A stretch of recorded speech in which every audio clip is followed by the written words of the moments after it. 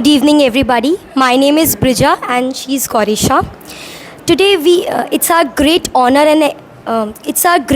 and privilege to have an exceptional individual with us in our interview, Dr. Adarsh Kishore, a dedicated NCC captain and a social worker. Sir, how are you? Fine. Sir, मुझे आपसे पूछना है कि कल आप अपना Ted talk deliver करने वाले हैं, तो क्या आपने इससे पहले कभी कोई टेड टॉक डिलीवर किया है? नहीं, ये मेरा पहली बार है। तो आपको कैसा फील हो रहा है कि आप अपना कल पहला टेड टॉक डिलीवर करने वाले हैं? मैं बहुत ज़्यादा उत्सुक हूँ कि ऑडियंस के साथ बात होगी, बहुत सारे लोगों के साथ बात होगी और मैं अपनी जर्नी है वो उनके साथ शेयर करना जा रहा हूँ बस। सर, मेरा एक और क्वेश्चन है कि एक एनसीसी कैप्टन की रिस्पॉन्सिबिलिटीज़ क्या होती है? उसकी ये जिम्मेदारियाँ रहती है कि जो यूथ है, यूथ ही हमारे कंट्री को आगे लेके जाएगा। उस यूथ को आप किस दिशा में लेके जाओगे, उसी दिशा में कंट्री जाएगी। तो आपको सही डायरेक्शन में यूथ को ले जाना बहुत बड़ा चैलेंजेस है। और वर्तमान जो अभी सिनेरियो चल रहा है, इसमें बहुत सारी चीज़ें हैं वो चैलेंजेस के रूप में। उनसे बचाते हुए आप यूथ को किस तरीके से मोटिवेटेड करते हो, कैसे आगे ले जाते हो, उनको कैसे तैयार करते हो, उनकी ट्रेनिंग किस प्रकार से करते हो, ये सब चीज़ें हमारी हैं। सर, अभी आपने बोला कि यूथ को हमें सही डायरेक्शन में लेके जाना है। सर, आजकल यूथ सिर्फ ज़्यादातर मतलब हम बोले तो मोबाइल्स में रहती हैं, वो स्क्रॉलिंग में विश्वास ज़्यादा रखती हैं, सोशल मीडिया ज़्यादा यूज़ करती हैं।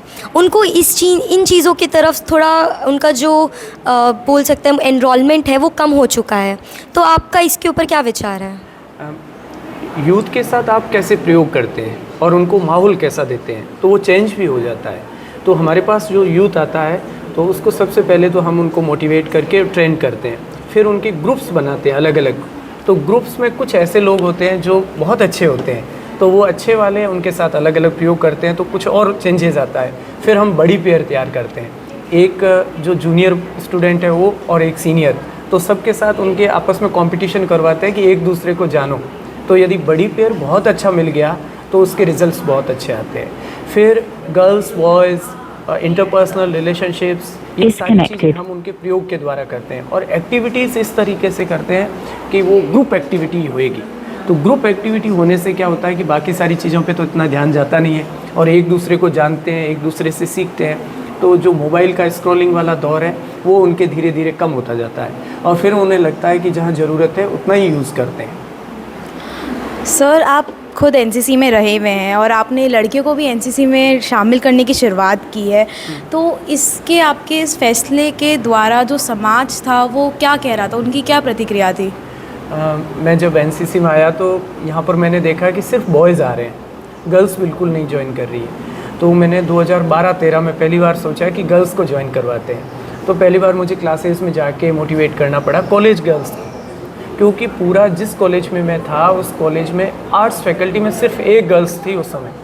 तो मैंने एक आर्ट्स की और बाकी साइंस की लेके और उसको शुरुआत की। तो आप जानते हैं कि एनसीसी जैसे प्लेटफॉर्म पे तो यूनिफॉर्म पहननी पड़ती है, लोअर है, टी शर्ट्स हैं, ये पहन के चलना पड़ता है। तो बड़ी झिझक थी और झिझक इसलिए थी कि बहुत सारे कमेंट्स आते थे, ये वो दौर नहीं था।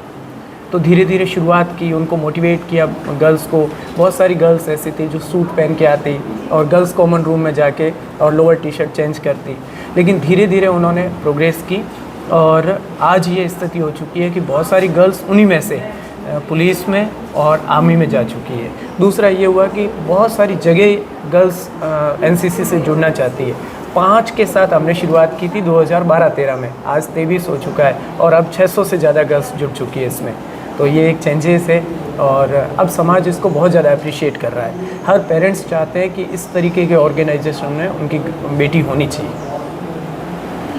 तो सर, जब आपने पहले जब स्टार्टिंग में ये किया था तो तब भी आपको समाज ने इतना ही सपोर्ट किया था या कुछ और एक्शंस लिए थे?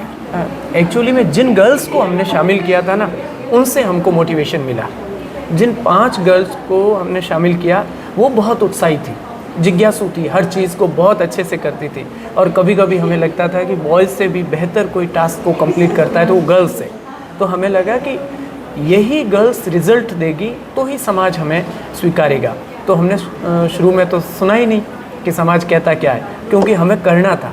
हमें ये सोचना था कि कम से कम 3 या 4 साल तक तो हमें काम करना है, उसके बाद समाज क्या कहता है तब हमें समाज की सुननी है। और आप मानेंगे नहीं, तीसरे साल तो हमारी गर्ल्स आरडीसी के लिए सेलेक्ट हो गई। जब आरडीसी के लिए सेलेक्ट हुई तो लोगों को लगा कि हाँ, देश के सबसे बड़े प्लेटफॉर्म पे यहाँ की बच्ची जा रही है। बाड़मेर जैसे क्षेत्र की बच्ची यदि आरडीसी जा रही है, गणतंत्र दिवस समारोह में जा रही है, तो फिर वो बाकी सारी चीज़ें धीरे धीरे ख़त्म होती सी गई। सर एक और क्वेश्चन है कि एक सक्सेसफुल एनसीसी कैप्टन बनने के लिए एक इंसान में, एक पर्सन में क्या होना चाहिए? आप जिस फील्ड में हो ना, उसको जीना है, दिल से जीना है।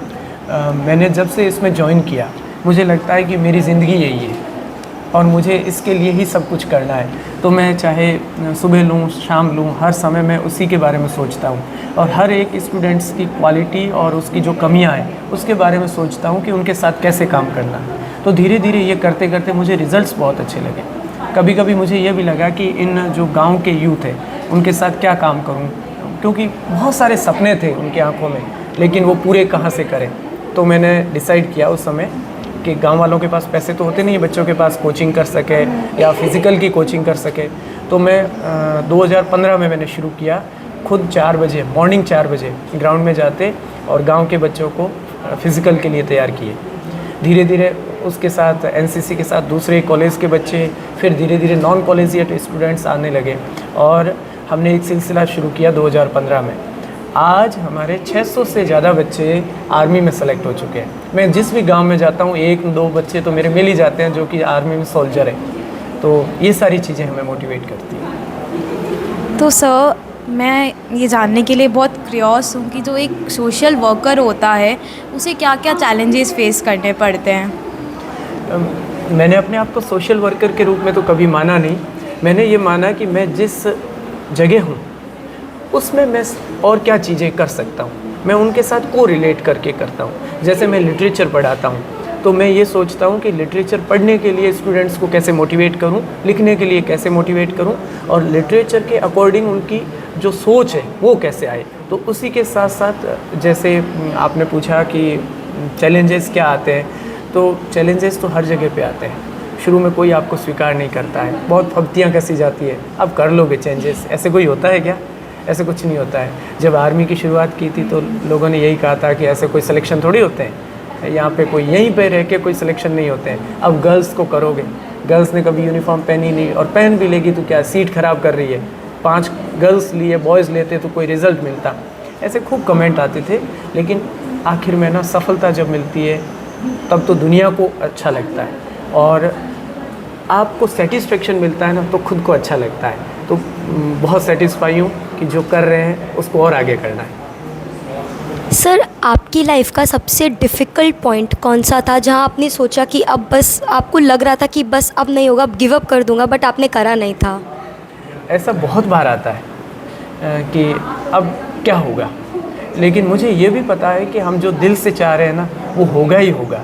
तो कई बार ऐसी चीज़ें आती हैं कि अब तो बहुत मुश्किल है, कैसे होगा। कई बार एकदम टास्क आ जाता है, हमारे पास तैयारी के लिए समय नहीं होता है, कैसे फायरिंग के लिए बच्चे तैयार करेंगे, फिर सोचते हैं नहीं हो जाएगा। तो हर बार ऐसा होता है। तो ऐसा कोई बहुत बड़ा नहीं है क्योंकि अभी तक हम कभी हारे नहीं हैं, नेवर से नेवर, कभी नहीं। तो कि बस करेंगे ही करेंगे और जीतेंगे। तो इसलिए तो बस होता जा रहा है। जब भी कभी मुश्किलात आती है और जो जोश है वो दुगुना हो जाता है और फिर जीत लेते हैं।